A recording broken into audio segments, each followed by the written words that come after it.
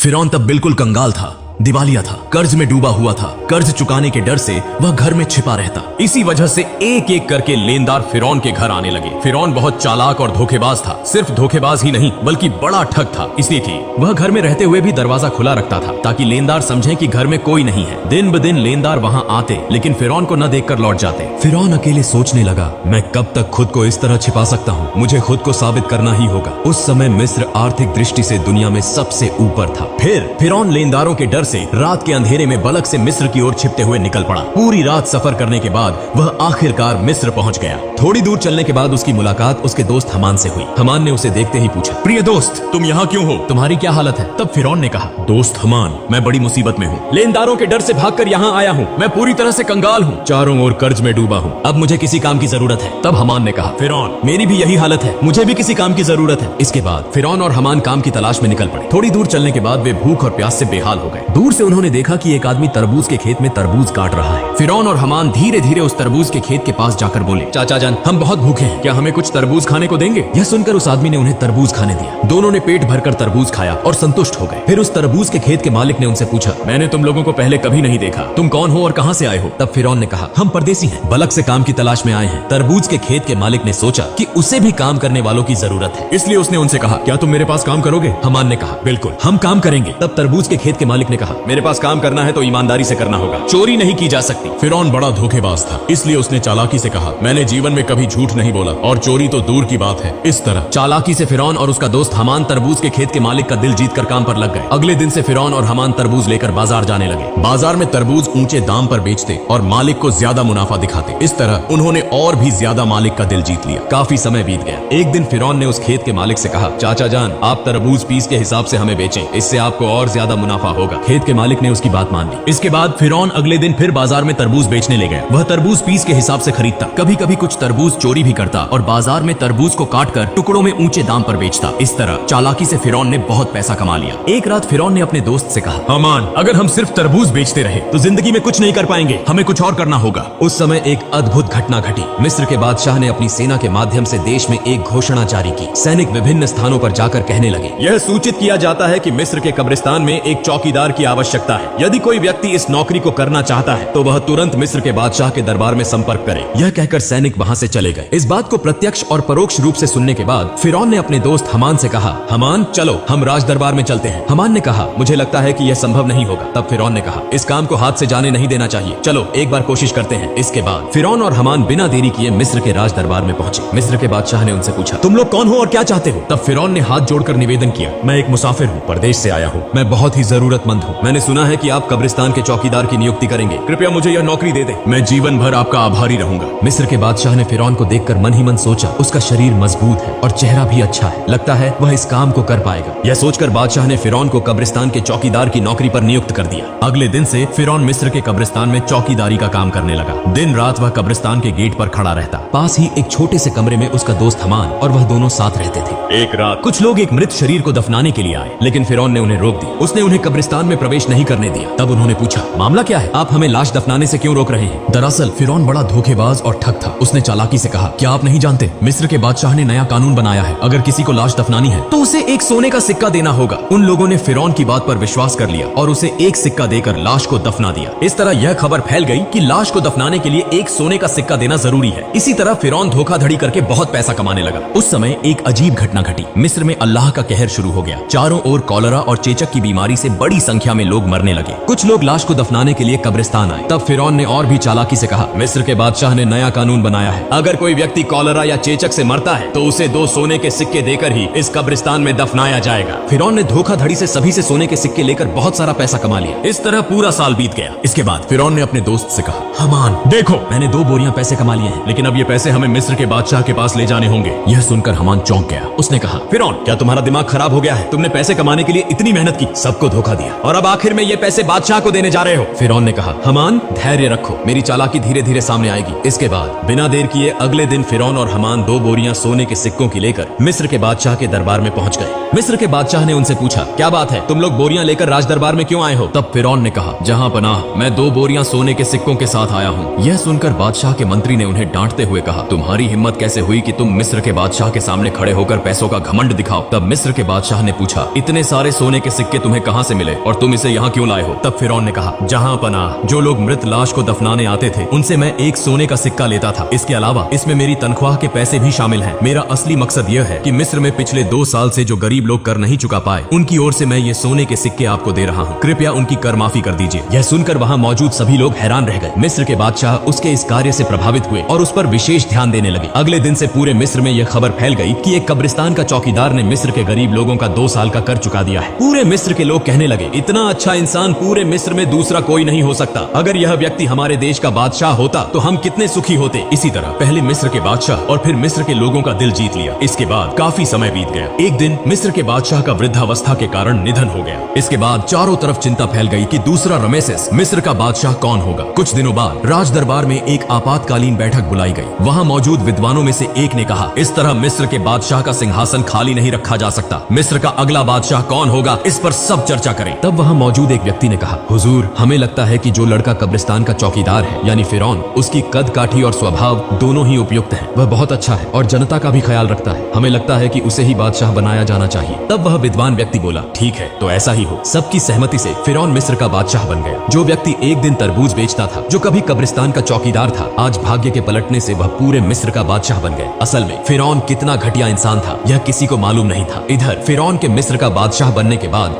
उसने फिर से तरह तरह की चालाकी और धोखाधड़ी शुरू कर दी। उसने अपने दोस्त हमान को मंत्री बना दिया। एक दिन फिरौन राज दरबार में बैठा था। उसने अचानक घोषणा की, पिछले 1 साल में मिस्र के किसी भी व्यक्ति को कर चुकाने की जरूरत नहीं है। यह सभी कर फिरौन की ओर से माफ किए जाते हैं। यह खबर सुनकर मिस्र के गरीब लोग बहुत खुश हुए। बाद में जब वहाँ कोई और नहीं था तो हमान ने कहा, दोस्त फिरौन, अगर तुम इस तरह सारा कर माफ कर दोगे तो बादशाहत कैसे चलेगी? फिरौन ने कहा, हमान धैर्य रखो, इसके बाद मैं ऐसी चाल चलूंगा कि जीवन भर हम ही पूरे विश्व के बादशाह बने रहेंगे। ऐसी कोई ताकत नहीं होगी जो हमें हरा सके। इसके लिए योजना बनानी होगी। इस बात को कहकर वे दोनों एक एक करके चले गए। अगले दिन से पूरे मिस्र में फिरौन का नाम चर्चित होने लगा। इसी समय हमान ने फिरौन को बुलाकर कहा, मित्र फिरौन, अगर तुम जीवन भर बादशाह बने रहना चाहते हो तो तुम्हें कुछ काम अवश्य करने होंगे। तब फिरौन ने पूछा, वो काम क्या है? इसके बाद हमान ने एक एक करके सब कुछ बताया। फिर फिरौन ने राज दरबार में एक आपातकालीन बैठक का आयोजन किया। फिरौन ने कहा, आज से पूरे मिस्र में कोई शिक्षा व्यवस्था नहीं होगी। सभी पाठशालाएं बंद कर दी जाएंगी। फिरौन ने शाही फरमान जारी किया, मिस्र के किसी व्यक्ति को शिक्षा लेने और देने की अनुमति नहीं होगी। यदि कोई इस आदेश का उल्लंघन करता है तो उसे मौत की सजा दी जाएगी। पूरे मिस्र में जो लोग छोटे छोटे पत्थरों की मूर्तियां बनाकर पूजा करते थे, उन्हें आदेश दिया गया कि वे उन मूर्तियों को तोड़कर केवल फिरौन की मूर्ति की पूजा करें। इस प्रकार थोड़े ही समय में फिरौन के डर से लोगों ने पढ़ाई लिखाई बंद कर दी और पूरे मिस्र के लोग अल्लाह को भूलकर अज्ञानी और अंधविश्वासी बन गए। लोग पूरी तरह से जानवरों की तरह व्यवहार करने लगे। इसके बाद फिरौन अत्यधिक घमंडी हो गया। वह खुद को इतना बड़ा मानने लगा कि अहंकार से भरकर खुद को खुदा घोषित कर दिया।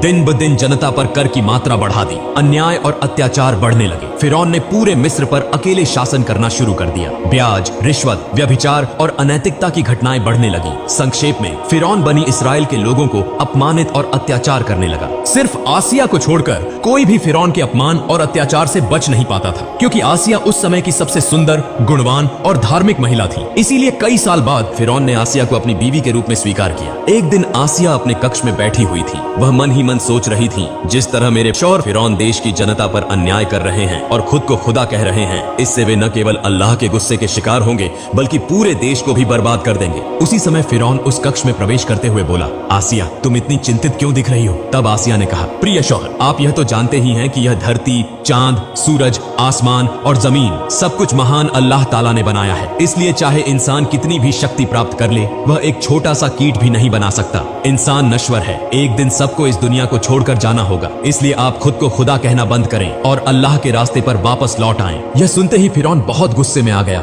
और आसिया को डांटते हुए बोला, आसिया, अगर यह बात कोई और कहता तो मैं उसे मार डालता। जिस तरह सबने मुझे खुदा मान लिया है, तुम्हें भी मुझे खुदा मानना होगा, वरना तुम्हारा हाल भी उन्हीं की तरह होगा। यह कहकर फिरौन वहां से चला गया। उधर आसिया बहुत चिंतित हो गई। उनके पास कुछ भी करने का विकल्प नहीं था। उनकी आंखों से आंसू बहने लगे। इस तरह कई दिन बीत गए। फिर एक दिन फिरौन अपने कक्ष में आराम कर रहा था। आधी रात में उसने सपना देखा कि बनी इसराइल की दिशा से एक विशाल आग का गोला आ रहा है जो पूरे मिस्र को जलाकर राख कर रहा है, लेकिन बनी इसराइल के लोगों को कुछ भी नहीं हो रहा। यह स्वप्न देखकर फिरौन तुरंत जाग गया। फिरौन ने देर न करते हुए अगले दिन देश के विभिन्न हिस्सों से बड़े बड़े ज्योतिषियों को राज दरबार में बुलाया और अपने स्वप्न के बारे में बताया। फिरौन के इस स्वप्न का ताबीर करते हुए ज्योतिषियों में से एक ने कहा, जहांपना, आप नाराज न हो। भविष्य में हम आपकी मृत्यु देखते हैं। आप बहुत अधिक समय तक मिस्र के बादशाह नहीं रह पाएंगे। आपकी शक्ति पूरी तरह नष्ट हो जाएगी। यह सुनकर फिरौन बहुत गुस्से में आ गया और ज्योतिषी को डांटते हुए बोला, क्या कह रहे हो? मुझे शक्ति से बेदखल करने वाली कोई ताकत है क्या? तब ज्योतिषी ने कहा, बनी इसराइल में से एक लड़का जिसका नाम मूसा है आपकी शक्ति समाप्त कर देगा। यह कहकर वे वहां से चले गए। कुछ दिन बाद फिरौन ने हमान से कहा, मिस्र के हर घर में यदि कोई लड़का बच्चा हो तो तुम अपनी सेना लेकर उसे मार डालो। फिरौन के आदेश पर हमान अपनी सेना के साथ मिस्र के हर घर में घुसकर बेटों को मारने लगा। तफसीरकारों के अनुसार इस तरह लगभग 80,000 बेटों की हत्या करने के बाद फिरौन ने फिर से मिस्र के सबसे बड़े ज्योतिषियों को गणना करने के लिए बुलाया।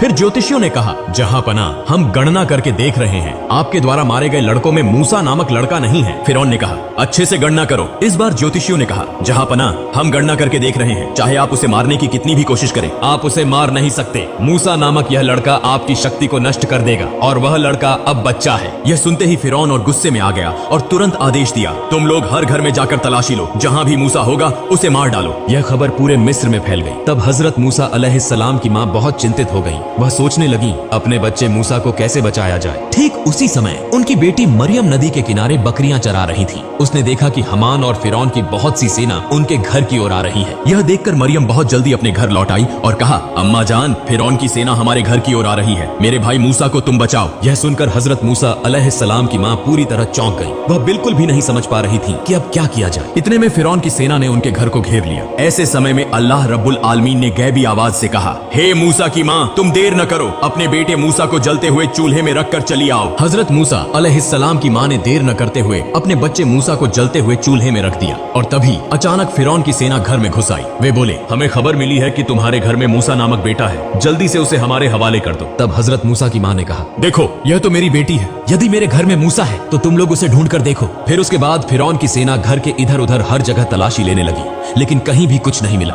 आखिरकार वे सभी वहां से चले गए। फिर हजरत मूसा अलैहिस्सलाम की माँ रोते रोते उस जलते हुए चूल्हे के पास गई और देखा कि हजरत मूसा अलैहिस्सलाम जीवित हैं और उसी जलते हुए आग में खेल रहे हैं। अल्लाह की कृपा से हजरत मूसा अलैहिस्सलाम का एक बाल भी आग में नहीं जल गया। तब हजरत मूसा अलैहिस्सलाम की माँ ने अल्लाह का शुक्र अदा किया और कहा, हे अल्लाह, तुम सभी शक्तियों के मालिक हो, तुम्हारी सारी प्रशंसा है। अल्लाह, तुमने मेरे बेटे मूसा को बचाया। इसके बाद हजरत मूसा अलैहिस्सलाम की माँ ने उसी रात एक सपना देखा। अल्लाह रब्बुल आलमीन कह रहे थे, तुम एक लकड़ी का संदूक तैयार करो और हजरत मूसा अलैहिस्सलाम को उस संदूक में रखकर नील नदी में बहा दो। इस बीच अल्लाह रब्बुल आलमीन ने हजरत जिब्राइल अलैहिस्सलाम को बुलाया और कहा, हे जिब्राइल, तुम जाओ और मूसा अलैहिस्सलाम की माँ की मदद करो। यह आदेश पाकर हजरत जिब्राइल अलैहिस्सलाम मूसा नबी के घर की ओर चल पड़े। सुबह हजरत मूसा अलैहिस्सलाम की माँ अपने घर के सामने बहुत चिंता में बैठी हुई थी। उसी समय देखा कि एक दरवेश उनके घर आया। फिर मूसा नबी की माँ ने कहा, आप कौन हैं? मुझे तो आप पहचान में नहीं आ रहे। तब वह व्यक्ति अपना परिचय छुपाते हुए बोला,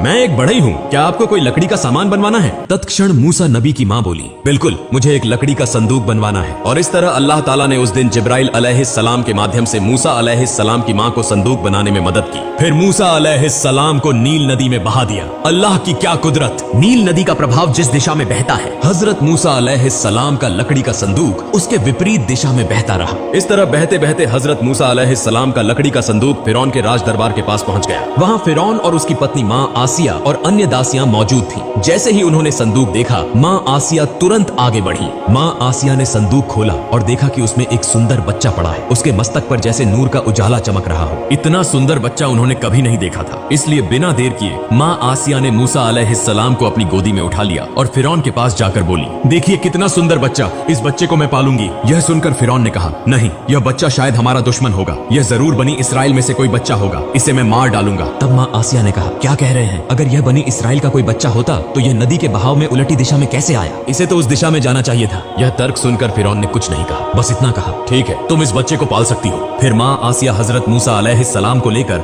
राज दरबार में प्रवेश कर गई। जब फिरौन ने मूसा अलैहिस्सलाम को अपनी गोदी में उठाया और उसे अपने बेटे की तरह प्यार करने के लिए, चूमने के लिए आगे बढ़े। उसी समय हजरत जिब्राइल अलैहिस्सलाम ने अल्लाह के आदेश पर उस छोटे से बच्चे के हाथ से इतनी जोर से फिरौन को थप्पड़ मारा कि राज दरबार कांप उठा। ऐसा लगा जैसे भूकंप शुरू हो गया हो। तब फिरौन के मन में संदेह उत्पन्न हुआ। वह मन ही मन सोचने लगे, यह बच्चा निश्चित रूप से सामान्य बच्चा